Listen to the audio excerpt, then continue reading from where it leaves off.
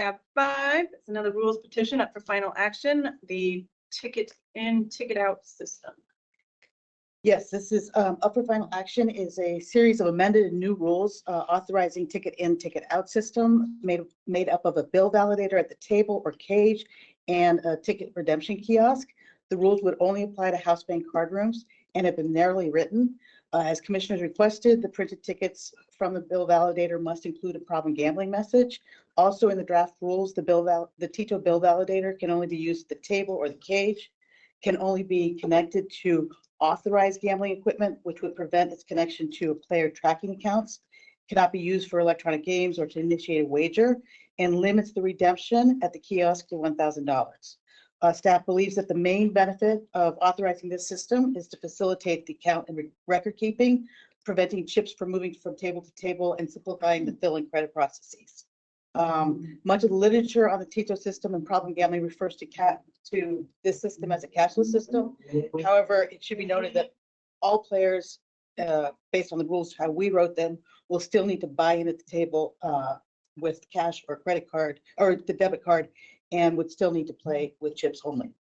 So staff recommends that the commission take final action after holding a public hearing with an effective date of 31 days after filing of the vote. Great, thank you. Do you have any questions or comments from the commissioners? So, Madam Chair, did anyone sign up to testify on with regard to this? Julie, were there any comments did we receive any emails as indicated by the agenda? No, ma'am. Okay. And we don't ask people to testify. So if people want to provide written comment, they're asked to email us prior to today. So we have received no emails. Petitioners were informed that this would be on the agenda today, and we didn't hear anything. And we have a comment box, and we have received no comment so far. I did speak with Roxanne Waldron, the program manager from the state problem gambling program, and she indicated that she might try to attend. And but when asked for public comment, I think that is when she would most likely speak. Or you, okay. I'll leave it to the direction of the chair. Is there any public comment?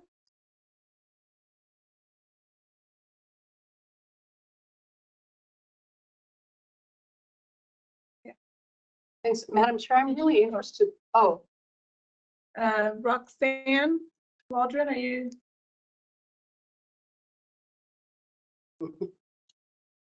I am here. Great. You can go ahead if. Yeah, so I had the opportunity to do some research on this, both in the literature and also looking at the proposed rules. And I have provided some background information with based on research. But I do want to say that right now, the only concern I really have at this moment is around making sure that the voluntary self-exclusion program continues to be effective. And that, because a lot of work has been put into that, we know that we have people on our lists.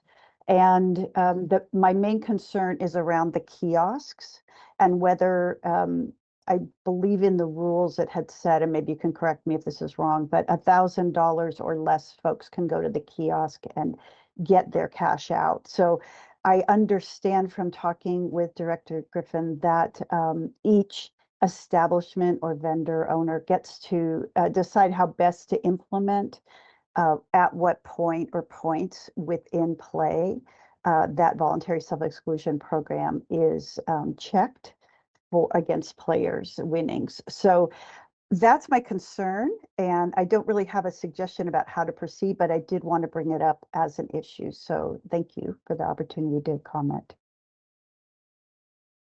All right, thank you. Yes, Commissioner Patterson. just curious. Thank you, Madam Chair. Do we have a general sense of where it is that our house bank card rooms are verifying self-excluders? Are they doing it at the cage? Are they doing it when they walk in the door? How do these businesses determine whether or not someone has taken the action to self-exclude? Oh, is Bill able to answer that? Bill McGregor, I see you. Might be able to answer that for us. Yeah, so there's a variety of places. I mean, some of the places are carding people when they walk in.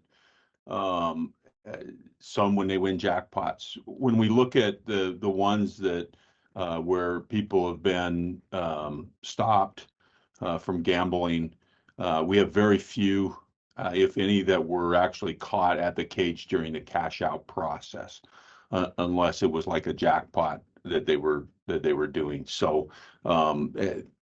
we feel it's going to have very little effect because they're not required at the cage to check their ID when they cash their chips out, and $1,000 would not bring anything special for the card room to check ID against the self-exclusion list. So is that?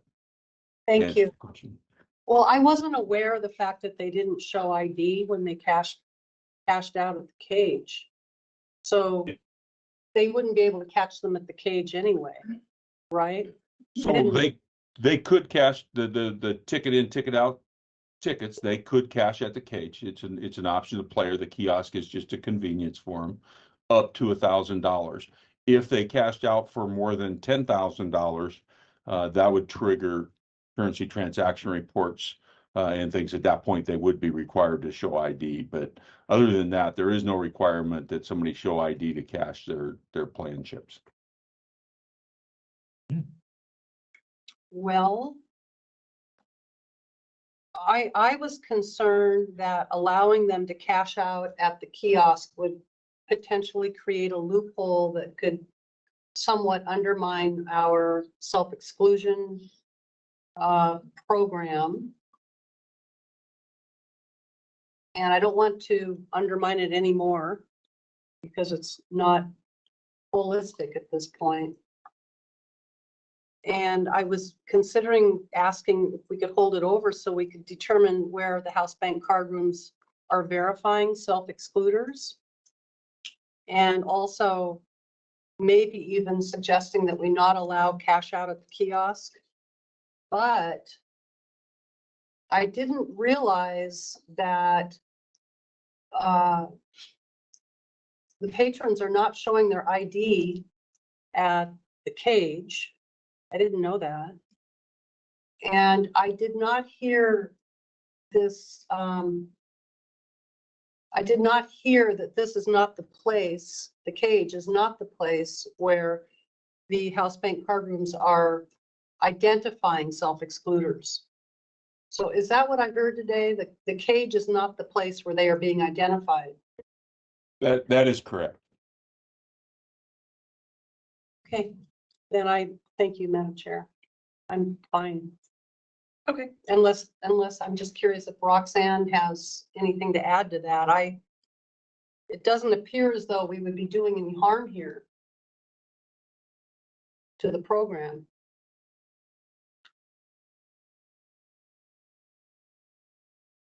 All right. Okay, So any additional comments, public comment? Anything? No? Okay, then do we have a motion? Madam Chair, I move that the Gambling Commission take final action with an effective date 31 days after filing with the code revisor. Second. Okay, it's been moved and seconded. Any further discussion? And all those in favor say aye. Aye. Aye. Aye. All right, motion passes. Thank you.